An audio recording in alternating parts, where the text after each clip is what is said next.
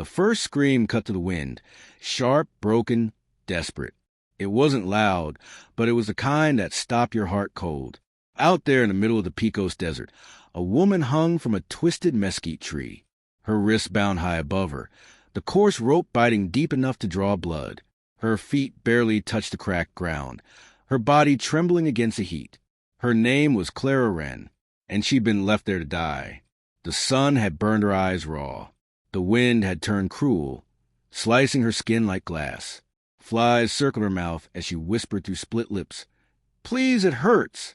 By the time the sound of hooves echoed through the empty desert, Clara was half in this world and half in the next.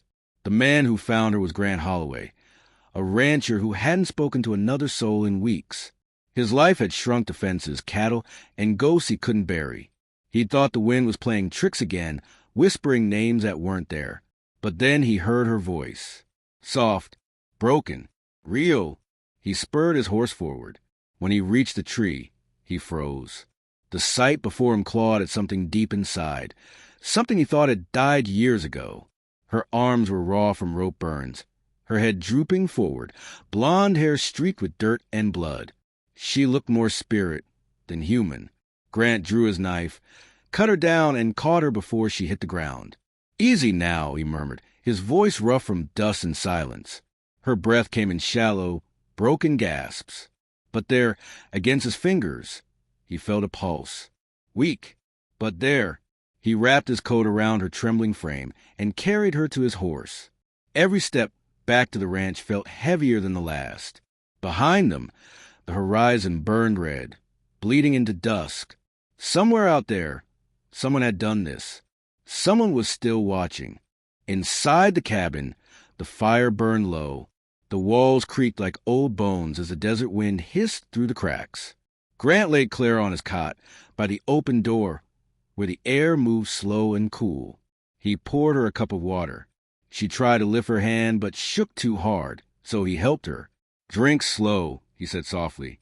Her voice, when it came, was a whisper scraped raw. "Thank you." He nodded but said nothing more. Grant Holloway had never been good with words. He was a man who fixed fences, not hearts.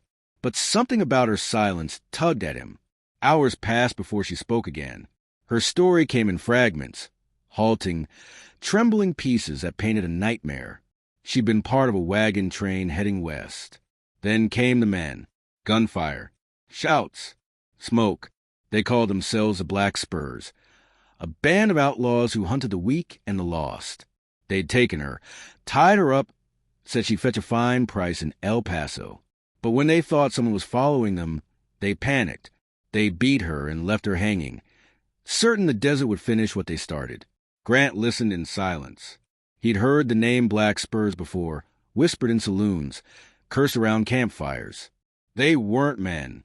They were shadows that moved through the night, leaving graves behind. When she finished, Clara looked up at him, her voice barely a breath. "Why did you help me?"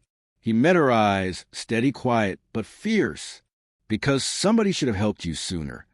The room went still. Outside, the wind rattled the window panes. For a moment, she almost smiled, but peace doesn't last long in Pecos. Morning came heavy, thick with silence. Grant stepped out with his coffee, scanning the land. That's when he saw it. The body of a stray dog by the fence, a clean bullet hole through its skull. No hesitation, no mercy. His stomach turned cold. He followed the tracks, fresh hoof prints circling the corral, until his eyes found the mark burned into the old cottonwood tree. A blackened spurred V. The Black Spurs had been there. When Grant walked back inside, Clara saw the look on his face and knew before he spoke. "They came," she whispered. He nodded. "They left a message." Her voice trembled. "They'll kill you if you keep me here." He set his hat down slow. "Then they'll have to try." That day, the rancher became a soldier again. He reinforced the doors, checked every bullet, sealed every window. When he led her to the storm cellar, she hesitated. "I've been locked up enough." "This ain't a cage," he said quietly. "It's a shield." Her eyes met his, wet with fear and trust all tangled together. "If they come, you'll fight alone?" Grant's voice was firm. If they come, they'll find hell waiting. As night fell, thunder rolled over plains. The wind turned to a scream, and far off in that storm, a whistle echoed, the sound of riders on the hunt. The storm came in black and wild. Rain beat the roof. Lightning flashed across the horizon, painting the world in silver. Grant stood on the porch, rifle in hand. Down in the cellar, Clara held his note. You deserve to live. But she couldn't stay hidden, not while he faced him alone. When the thunder was at its loudest, she climbed out. The house was dark, too quiet. Then a boot stepped behind her. A hand grabbed her hair, yanking her back hard. She screamed, twisting free, snatching a kitchen knife. Steel met flesh. The outlaw cursed, blood spilling from his arm. He raised his boot to crush her. Then the door burst open. Lightning flared, and there stood Grant Holloway, soaked to the bone, rifle blazing. The man dropped where he stood. Grant caught Clara before she hit the floor. You did good, he whispered. You're safe now. But he wasn't sure that was true. Outside, 3 shadows moved along the ridge. The Black Spurs had come to finish what they started. He handed her a rifle. You still remember how to shoot? She nodded. I do. They set up behind a wagon, the storm raging around them. When the outlaws rode in, the valley exploded with gunfire. Grant and Clara fought side by side, 2 souls who'd already been through hell and weren't planning to stop now. When the smoke cleared, only one man remained. Vance Ketter, leader of the Black Spurs.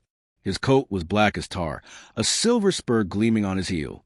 Grant stepped out, bleeding but unbroken. It's over, Vance. Vance smirked. You always were too soft, Holloway. The revolver rose, but a single shot cracked through the rain. Vance froze.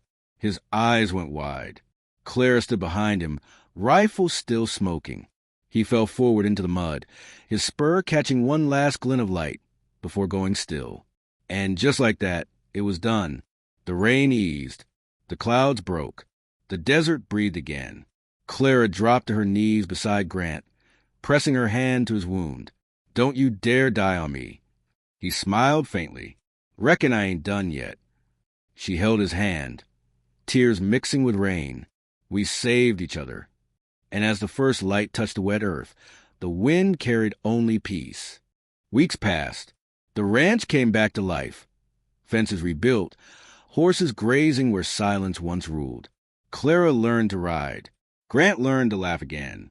Some evenings, they sat together on the porch, watching the sunset bleed into the hills.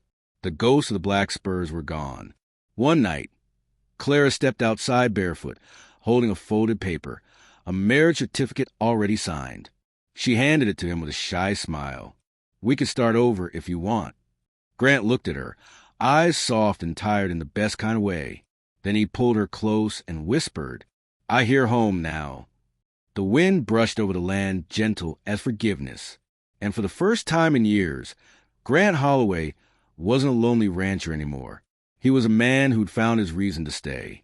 Sometimes life gives you a second chance when you least expect it. Sometimes all it takes is one act of kindness to pull you out of the dark. So tell me, partner, if you heard a stranger cry for help tonight, would you stop and listen? Could you be someone's second chance? If this story stirred something in you, go on and subscribe. It keeps the fire burning out here in the wild. Because under this western sky, every ending is just another beginning.